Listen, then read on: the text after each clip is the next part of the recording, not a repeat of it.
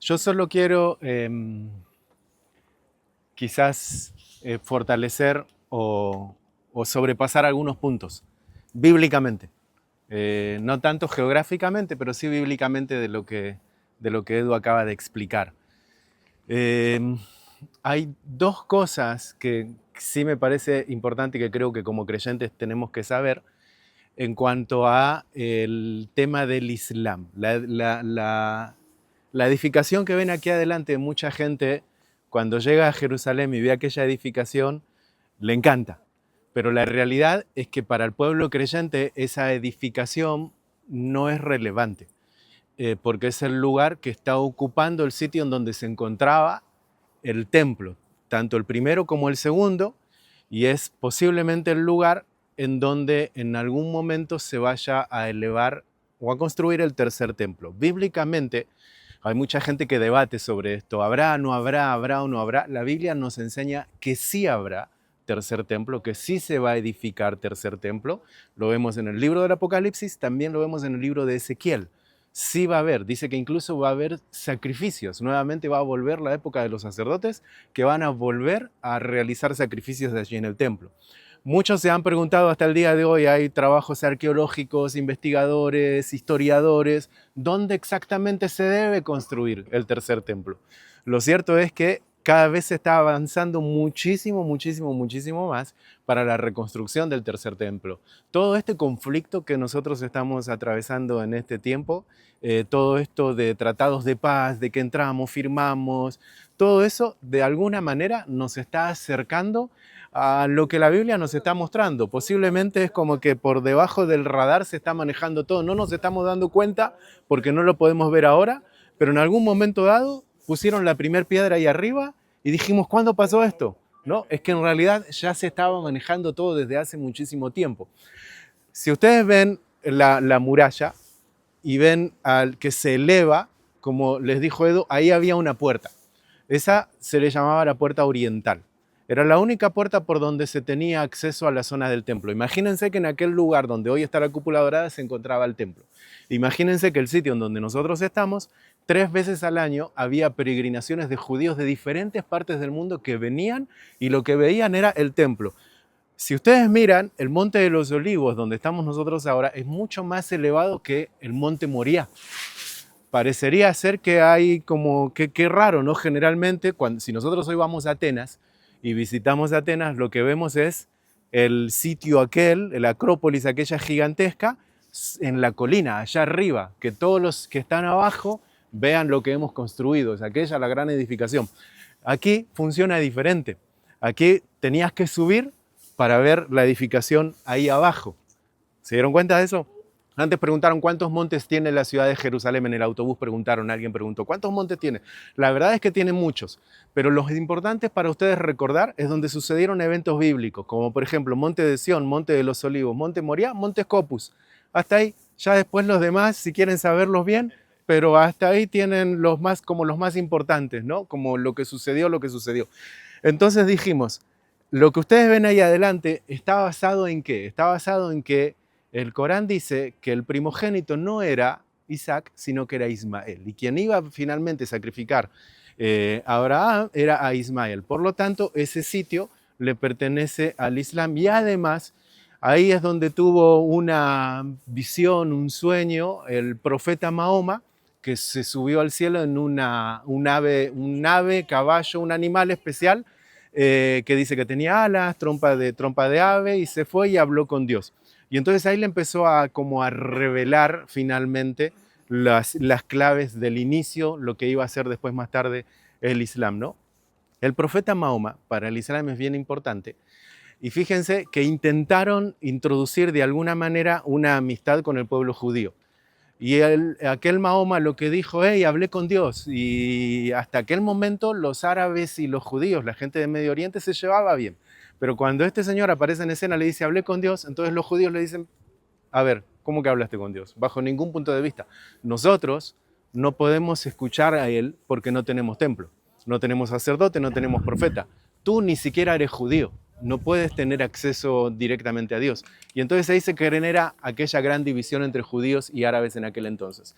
Entonces él comienza como de alguna manera a empezar a fundar lo que iba a ser la nueva religión. Pasan los años. Al día de hoy el pueblo cristiano también se encuentra confundido porque dice Alá es Dios. ¿Escucharon que hay mucha gente que dice eso? Alá es Dios. Yo les digo, Alá no es el Dios que ustedes creen. Alá es algo que se inventó. De hecho, la base de Alá, no estoy acá para enseñar Islam, pero quiero que sí que aprendamos bien como creyentes, mirando ahí adelante, lo que es el origen del Islam, la raíz del Islam. De hecho, el Islam está basado en el Dios, el Alá, que tenía 3 hijas. No sé si ustedes sabían esto, que él tenía 3 hijas. Aquí también tenía hermanos aquel Dios. Entonces lo tomaron a él como a un Dios, ¿no? Algo muy similar después lo que iba a pasar con la cultura de los griegos más adelante, que agarraban humanos y los transformaban en dioses. Muy similar lo que pasaba en el pasado, pero cuando les digo que el cristianismo hoy en día no tiene que ver a Alá como a Dios, ¿por qué? Porque número 1 no lo es, y número 2, lamentablemente, hay mucha gente que habla del Corán. Nosotros estuvimos con un grupo en Turquía.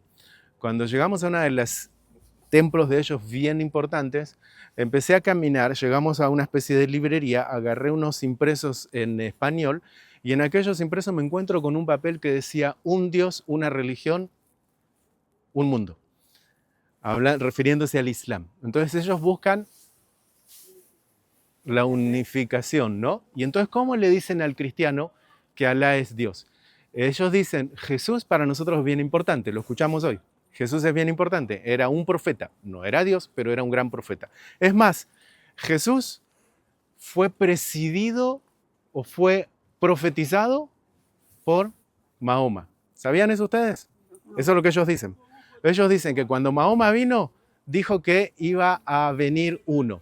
No, perdón, al revés. Jesús dijo que Mahoma iba a venir después de él. Porque Mahoma es posterior, ¿sí? Estamos hablando de 600 años de diferencia. Entonces, cuando ellos dicen que Jesús, como profeta, anuncia la aparición de Mahoma. Recuerdan que Jesús estuvo aquí en este monte de los Olivos, 40 días, y dijo, no se vayan de Jerusalén, porque dentro de no muchos días les voy a enviar el Consolador. Nosotros como creyentes sabemos quién es el Consolador, pero hay mucha gente que no entiende quién es el Consolador. Para aquella mucha gente que no entiende quién es el Consolador, dicen, Jesús predijo la venida de Mahoma, que iba a venir más tarde, aquel que iba a consolar al pueblo, que iba a traer una nueva manera de ver las cosas. Entonces, al día de hoy tenemos esto lo que tenemos acá. Ahora, siguiendo con el tema de la puerta, para nosotros como creyentes, y es bien importante que entendamos que el Mesías ya vino. Lucas 19, verso 42, dice que Jesús se subió a un burrito, pollino, ¿sí? Se sentó y entra, hace todo este camino que se le llama el camino de las palmeras. ¿Ven dónde están los árboles? Entonces se le llamaba el camino de las palmeras. ¿Por qué? Porque se le ponían hojas, aquellas de palmos. Hosana, Hosana, bendito el que viene en el nombre del Señor. Y entonces empezaba a caminar. Él venía de la ciudad de Jericó, que está a las espaldas de ustedes. Pasó por este monte, mira la ciudad de Jerusalén. Oh Jerusalén, cuántas veces te he querido juntar como una gallina, reúne a sus polluelos. Aquí vendrán días sobre ti, que no quedará piedra sobre piedra, porque no has conocido el tiempo de tu visitación. ¿Recuerdan eso en la Biblia? Nos lo dice. Él estaba viendo el templo del rey Herodes. Entonces ellos dijeron, ¿qué pasó? Está proclamando una destrucción. Él no se refería a eso. Él decía que él podía levantar un reino nuevo, ¿no? Él estaba hablando acerca de los 3 días de resurrección que él iba a tener después más tarde. Pero sabía que se estaba enfrentando a los últimos días de vida en la ciudad de Jerusalén. Entonces, cuando él dice esto, se sube al pollino y empieza la gente alrededor, Hosana, Hosana, bendito el que viene en el nombre del Señor. Pasa por aquel valle. ¿Ven todos esos árboles delante de ustedes? Ahí se escribió un salmo. Hay un salmista que dijo, aunque ande en valle de sombras y de muertes, no temeré mal alguno, porque solo en ti estaré confiado. Ahí se inspira. ¿Por qué se inspira ahí? Porque esto tiene 3.500 años de antigüedad, un cementerio. En la época del salmista, eso era un cementerio. Nadie se acercaba ahí, valle de muerte. Allí se encuentran sepultados varios profetas, Zacarías, Ageo. Está la tumba, no la tumba, la columna que recuerda porque dice que no hubo sepulto, pero porque él no tenía hijos, pero dice que envió a crear una columna para que le recuerden. ¿Saben a quién me refiero? ¿El hijo de quién era? ¿Quién dijo eso en la Biblia, en el Antiguo Testamento? Quiero que creen una columna porque no tengo herederos para que ustedes me recuerden. Alguien que quiso arrebatarle el reino al padre. Tenía cabello largo. Ahí está, Absalón. La van a ver allí debajo, ahora después se las muestro, donde está la columna esta que data de tiempos de antaño. Entonces ese valle se le llama el valle de Josafat. En la Biblia se nos dice que es el sitio en donde el Señor va a reunir las naciones de la tierra para ser juzgadas. Es decir, aquí van a venir todas las naciones, representantes obviamente, no 7 millones, 40 millones, representantes de esas naciones.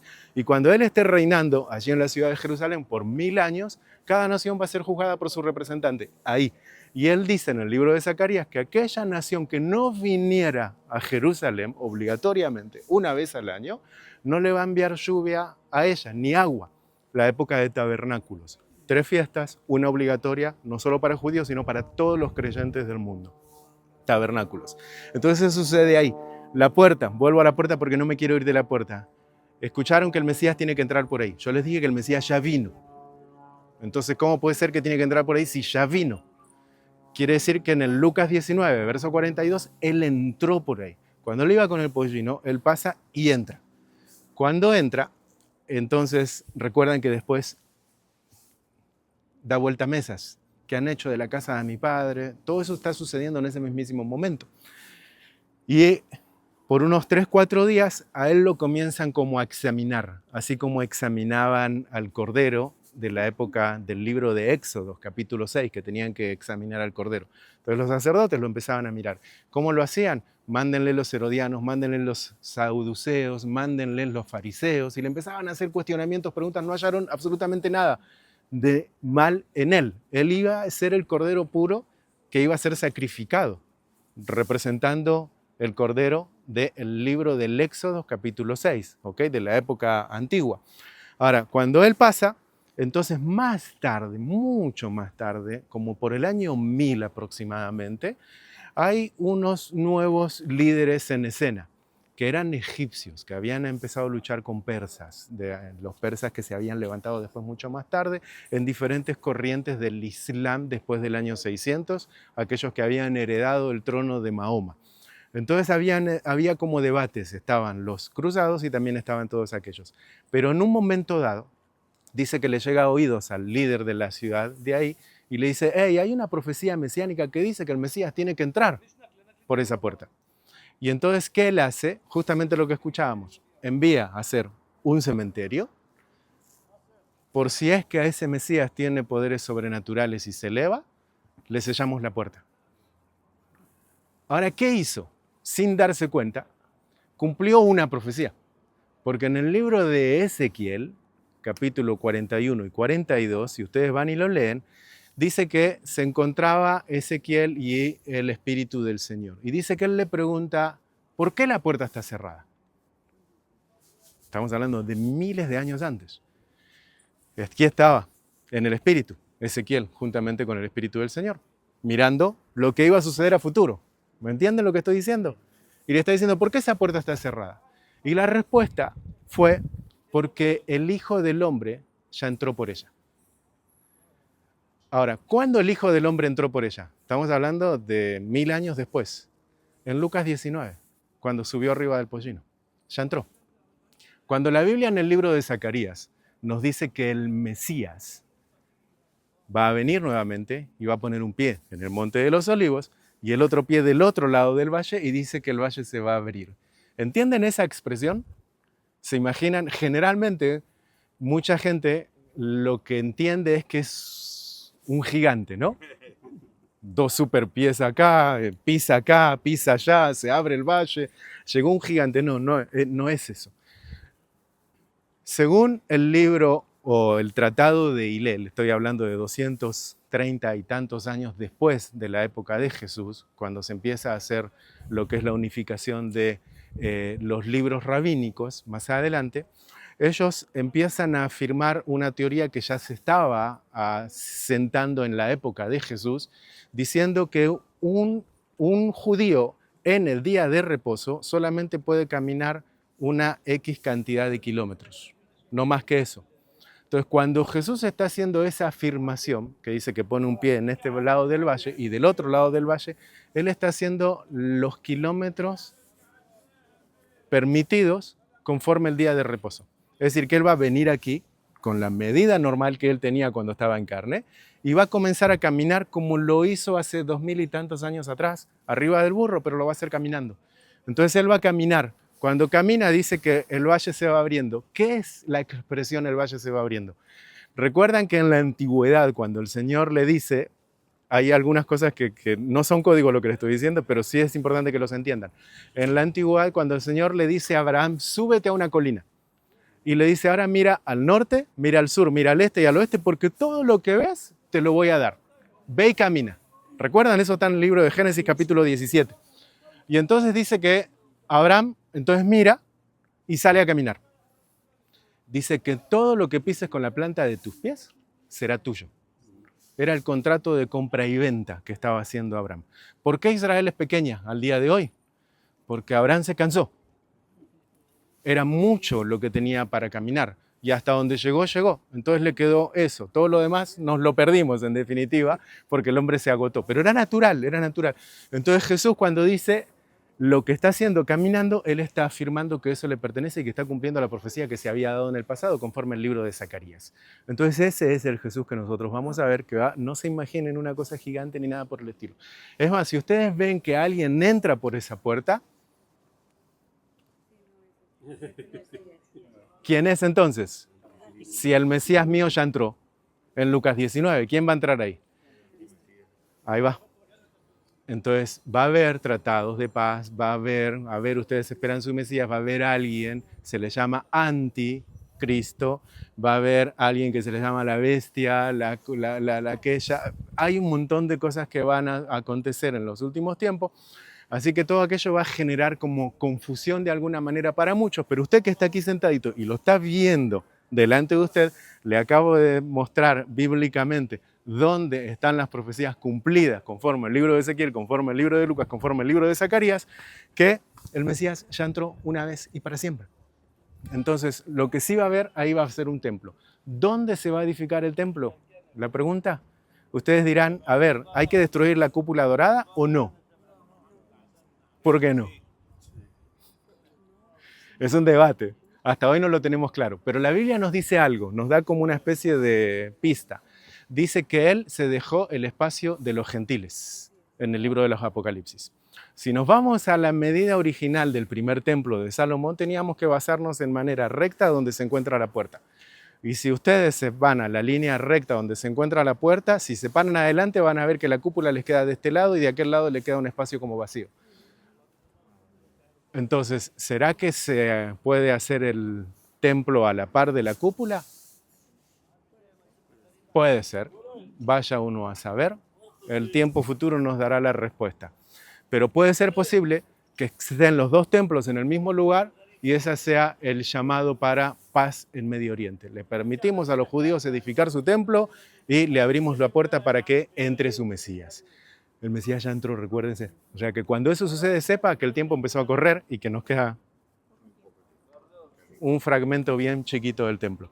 Entonces, un punto más. Las cúpulas de color rojito que se ven ahí, recuerdan que teníamos a alguien que sucedió y que ayudó a los apóstoles. Está sucediendo mucho, la iglesia en Jerusalén había crecido mucho y no se estaban atendiendo bien a la gente, que la gente se empezó a quejar. Y entonces los apóstoles dijimos, busquemos a algunas personas que sean de buen testimonio, llenos del Espíritu Santo, que puedan servir a la gente, ¿no? ¿Recuerdan quién cayó entre ellos los nombres? Esteban. Uno de ellos. ¿Hay más nombres? Fue teletransportado. El negro. La tarea para la noche en el hotel, fíjense quién era el compañero a otro que eligieron. ¿Echaron suertes en aquel entonces? Sí. Por el manto de Cristo. Ok. Saben lo que es echar suertes en la Biblia, ¿no? Ok. Hoy ya no se hace, eso se hacía en la antigüedad, pero en aquel entonces era echemos suertes y la suerte cayó sobre XY. Entonces fue sobre Esteban. Dice que el Espíritu Santo estaba tanto en él, ahí fue el lugar en donde se le recuerda que se le dio la muerte a Esteban. ¿Sí? Cuando estemos en Cesarea, yo les voy a mostrar más o menos, hay un pozo ahí que les puedo mostrar cómo fue, al parecer, la muerte de Esteban, para que ustedes puedan imaginarse físicamente cómo lo que hicieron con él. Pero recuerden que ahí fue el lugar en donde él finalmente es apedreado. Y debajo, frente ahí, como se dijo, huerto de Getsemaní, el último sitio en donde el Señor vino a orar. ¿Ok? Fue la última noche en donde Él vino a sudar las gotas de sangre. Ahí vamos a tener, también vamos a explicar un poquito algo que sucedió en aquel lugar, algo bien importante también. ¿Ok? Salmos nos dice lo siguiente, capítulo 122. Yo me alegré con los que me decían a la casa de Jehová iremos. Nuestros pies estuvieron dentro de tus puertas, oh Jerusalén. Jerusalén que se ha edificado como una ciudad que está bien unida entre sí, y allá subieron las tribus de Adonai, conforme al testimonio dado a Israel, para alabar el nombre de Adonai. Porque allá están las sillas del juicio, los tronos de la casa de David. Pedid por la paz de Jerusalén. Sean prosperados los que te aman. Sea la paz dentro de tus muros y el descanso dentro de tus palacios. Por amor de mis hermanos y mis compañeros diré yo, la paz sea contigo. Por amor a la casa de Adonai, nuestro Dios, buscaré tu bien.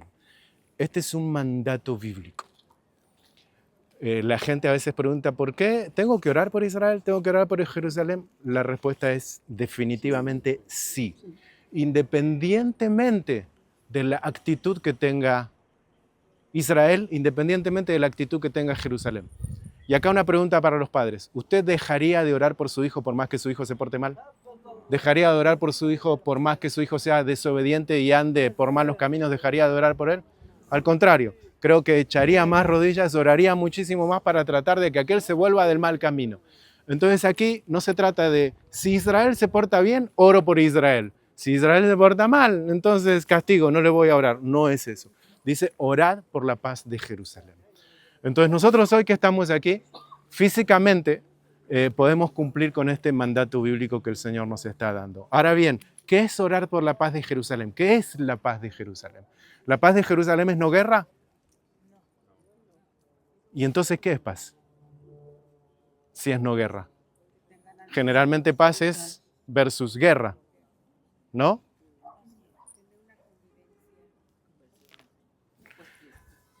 Salmos nos dice orar por la paz de Jerusalén, pero el libro de Zacarías nos dice que Jerusalén va a ser sitiada, que sus mujeres serán violadas, que los hijos van a ser tomados como esclavos.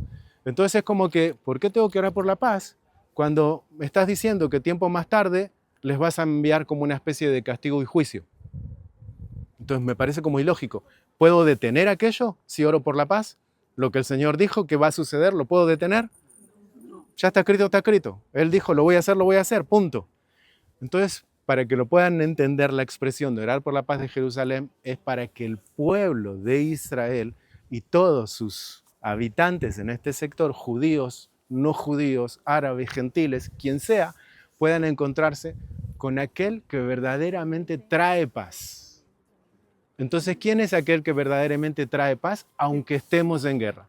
¿Quién es aquel que verdaderamente trae paz aunque estemos mal financieramente? ¿Quién es el que trae paz aunque toda la situación que esté alrededor esté oscuro y estemos en el medio de la tormenta y Él diga, confiad porque vamos a llegar al otro lado? Es solo Él. Entonces cuando nos dice orad por la paz de Jerusalén, nos está diciendo orad para que Él se encuentre con su verdadero Mesías, con aquel que ya le envía hace más de 2000 años atrás. Entonces eso le está diciendo, que Él se pueda encontrar con aquel que el Señor le envió. Entonces, que oremos para que el pueblo de Israel pueda tener un encuentro con su Mesías. Porque el libro de Zacarías es bien claro, cuando nos dice, y verán al que traspasaron, y llorarán amargamente como una madre llora por la pérdida de su primogénito. Entonces vienen días para Israel. Nosotros ahora lo que estamos viendo es, estamos como una especie de un tiempo en el medio, ¿no? Que el Señor nos permite, hey, les quiero mostrar esto. parte de la ventanita que tengo programada para el futuro. Son unos privilegiados en ver eso. Nosotros somos unos privilegiados por caminar por aquí y vivir aquí, ¿no? Pero ustedes son unos privilegiados que se les abrió esta oportunidad. Entonces, aprovechemos este tiempito para orar. Después vamos a tomar fotos y hacer todo lo que ustedes quieran hacer algún videito, saludo a la familia, lo que quiera. Pero, ¿qué les parece si oramos por la paz de Jerusalén? Así que yo les voy a invitar quizás a 2 o 3 que tengan voz y que bendigan el pueblo de Israel. Recuerden que vamos a, después más tarde, a visitar el Parlamento y también queremos sellar ahí con un tiempo de oración por las decisiones que se toman en el pueblo. Entonces, si quieren, nos ponemos de pie observando a la ciudad de Jerusalén y bueno, 2 o 3 voluntarios, varón, mujer, siéntense en libertad y eleven la voz y oremos. Adelante.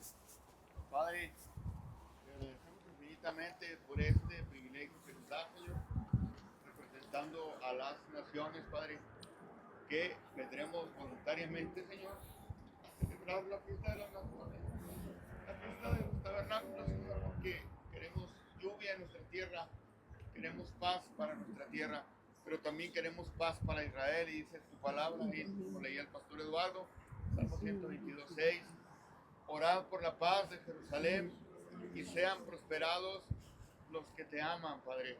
Mira este contingente, Padre, que venimos de naciones, Padre, que tenemos un celo por Jehová de los ejércitos, para que Él sea manifestado primeramente en esta tierra, porque esta es la tierra que tú escogiste, este es el pueblo que tú escogiste, Padre, en estas líneas generacionales que hay aquí desde miles de años, Padre, desde Abraham, Padre, tú estás esperando que miren al que traspasaron y que lloren como llora por el unigénito.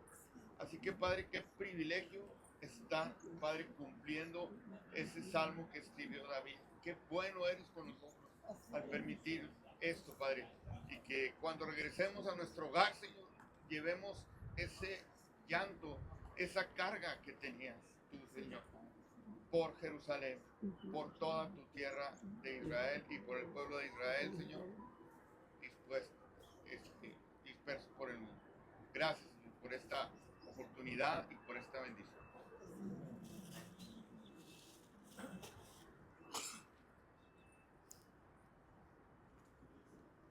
Poderoso Dios, lleno de gloria. En esta hora, Señor, Padre Santo, damos gracias, Dios, por ese privilegio que nos das, pisarte, pisaste. Gracias, Padre, porque estamos ante tu pueblo elegido, tu primogénito, Dios. Y, Señor, están sufriendo, Padre, porque no te han conocido, Dios, porque nos has dado ese privilegio a nosotros, Dios. Y en este momento, Señor, pedimos por cada corazón. Tú conoces, Dios, sus corazones, Padre. Oh, Señor, ayúdale, Señor, que puedan reconocerte como su Señor y Salvador, Dios. Dejen, Padre, sus corazones tiesos, Dios.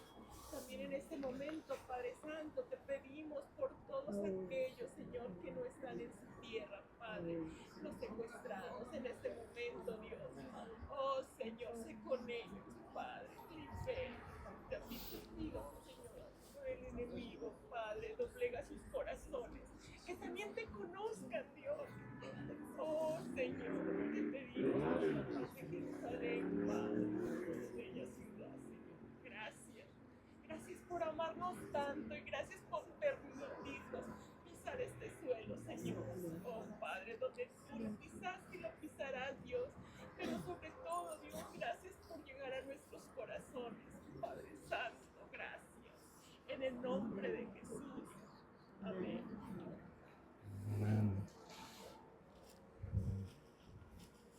Bendito Rey, te damos gracias esta mañana. Porque de la nación nos has quitado a gloria a tu nombre. Gracias por habernos traído con bien